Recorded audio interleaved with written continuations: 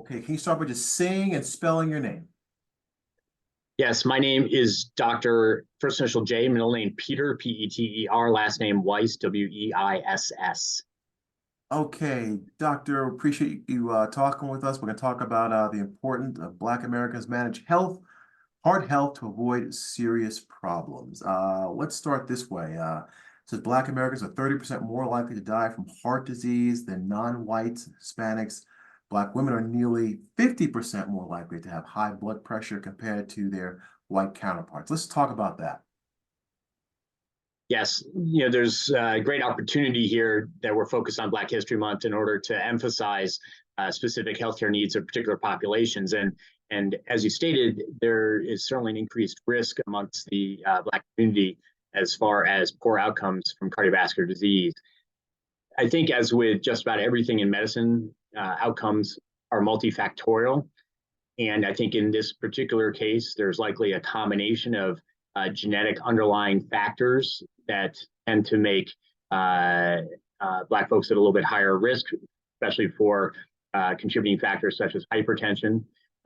There also is often economic strata that can be of issue as far as access to healthcare, et cetera, that lead to further complications such as obesity, high levels of diabetes, et cetera, which all contribute to the potential for worse outcomes. So, especially within the Black community, what should we be doing? Just keeping an eye on the high blood pressure and things of that nature, and watching certain foods that, some of these soul foods can be not so good for you. Yes, there's no question that there's cultural influences. And of course, what folks are used to eating as they grow up is an incredibly important part of what makes folks comfortable and happy in their lives. But at the same time, these factors can contribute. I think one of the key aspects is to participate in healthcare, to make sure you have good connection to primary care, and to work closely with your provider to try and improve those various risk factors. But the key is always education and understanding. And I think we all are aware that aspects like diet and obesity, sleep apnea, high blood pressure, these things are all important, but how to get your handle on that is really key. And without help from the medical community, that can be very difficult. So we can talk all we want about eating a better diet and exercise, not smoking, all those things that are, I think, very well understood by the population, but how to implement that in a world where there's such disparities in healthcare, availability, access, et cetera, can make that very difficult. So, I think for the folks who are out there, making a concerted effort to have consistent interaction with their healthcare providers, to accept the advice that comes along and really work towards improving those aspects of their healthcare is going to be the key. Does diabetes run higher in the Black community than it does others? Because my grandmother warned me about diabetes when I was like 11 years old. And when I turned 21, guess what? Gotcha. Yeah, yes, there's certainly a higher rate of diabetes in the Black community, and there's certainly some genetics involved with this. We know that there's certain folks of different cultural backgrounds that have a higher rate, such as Black folks as well as Native Americans, et cetera. Now, how that crosses over with other risk factors for diabetes, such as obesity, I think is an important aspect, because we know those go hand in hand. And if you take an obese group of white folks, they often will have diabetes at a high rate as well, right? So it's not just unique to the Black community, but I think there is a genetic predisposition for sure. And the combination of that and the increased risk of hypertension, which certainly is different as far as the genetics of that and how folks respond to different types of blood pressure medication, the effect of salt and that sort of thing. There are clearly some cultural genetic differences there. So you combine those factors, and I think that all adds together to create a higher risk of heart attack and stroke. It's one thing to say that we want to have good blood pressure or good cholesterol or good blood sugar, but those are just numbers. What we really want to do is reduce bad events. We want to stop people from dying. We want to stop people from having heart attacks and heart failure. We want to stop people from having strokes. And so that's what it's really about. It's not what's your blood pressure number today or what's your blood sugar number today. What does that mean as far as your risk in the coming decades? Because we really want to do whatever we can to help folks be happy, active 80-year-olds someday, right? And I think that that's really the key in every community. but certainly in the Black community as well, where we know that the longevity tends to be shorter, that these comorbidities, these medical disorders tend to run in higher rates. So I think that specific attention paid to that will help us get to our goals that way. But there's certainly work to be done. I've heard high blood pressure is kind of like the silent killer, if you will. I've heard that numerous times as a person who has high blood pressure, I can tell you. Should people be checking their blood pressure, daily, especially if it runs in your family? Absolutely. No question that several of these factors, whether it's blood pressure or cholesterol or diabetes, they don't necessarily make you feel terrible minute to minute. But those are the things that add up as far as creating the risk of not doing well, a decade down the road and having higher risk for events. So sure, I don't want people driving themselves crazy checking their blood pressure every 10 minutes, right? And I think that, with wearables and modern technology, we can do a lot of that. But there's no question that checking your blood pressure regularly, especially if it runs in your family, and certainly if you already have it, then keeping a record of that is key. Because when you go into your doctor's office and they measure a single blood pressure, and maybe you've run in there from the parking lot and it's hot out and you're nervous, it's going to run high maybe.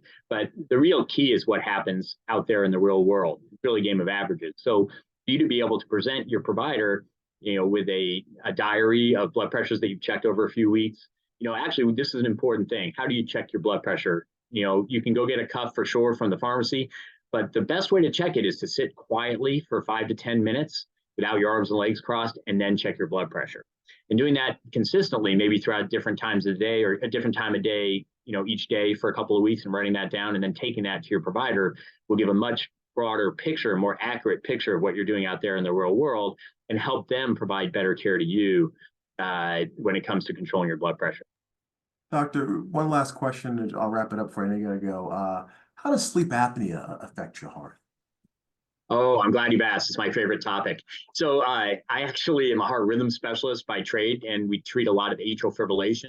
But there's no question when it comes to cardiac problems that sleep apnea is a very much undertold story. Sleep apnea is like this terrible octopus with its arms and everything. Sleep apnea is much more common than we think.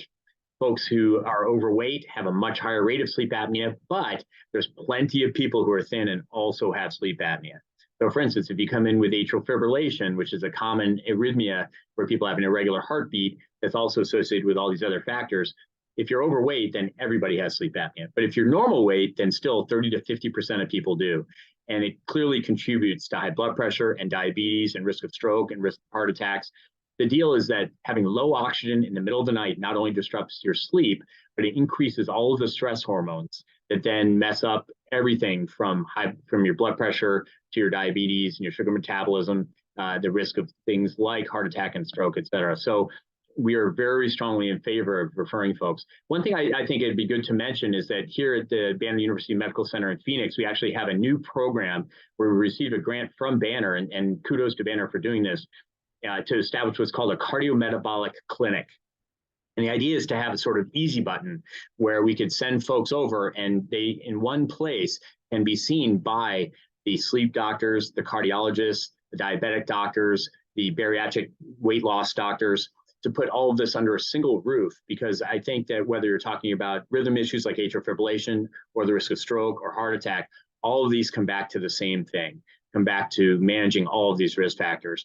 And again, with those rates being higher within the Black community, there's no question that enrolling more folks from that community into that type of program should be a benefit to everyone. And again, it is a matter of access, because telling you to have to go out and make 10 different appointments with 10 different doctors is a big thing to ask somebody. But if instead we could create that, again, easy button to plug people into this cardiometabolic management in order to get all of those things addressed all in one place, I think is a tremendous opportunity. So that's a pretty new program, and it's well funded through Banner in our university program here. So I'm very excited about that, getting sort of to the root of the problem.